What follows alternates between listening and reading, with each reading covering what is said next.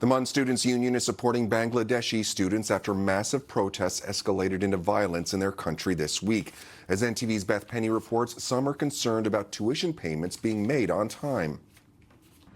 Memorial University's Students Union is calling on MUN to further support Bangladeshi students in this province who have been unable to connect with family back home amid deadly unrest in the country.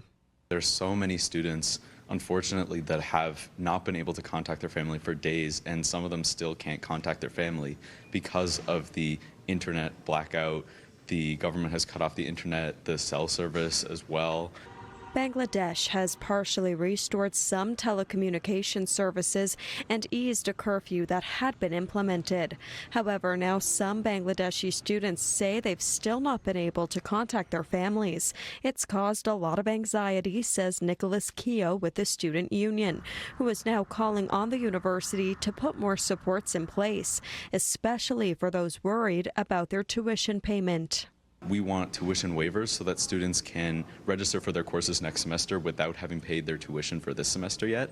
So a lot of students haven't paid their tuition for this semester. They have an outstanding payment, and now they cannot get that payment. They physically cannot. The banks are down, the internet is down, so they cannot get funding from their families back home, and they have to come up with the money all themselves. And with extremely high international student tuition rates that can be upwards of $10,000, this is a ridiculous amount that they simply cannot get on their own. Keogh says this isn't a one-time thing. There are plenty of situations where international students have faced issues back home and have needed the support and understanding of the university. And he says there needs to be a more permanent plan in place by MUN officials.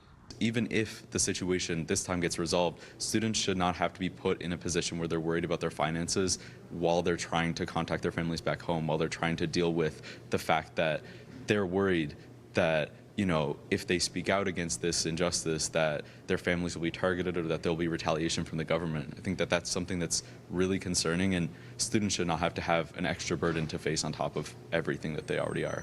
Beth Penny, NTV News.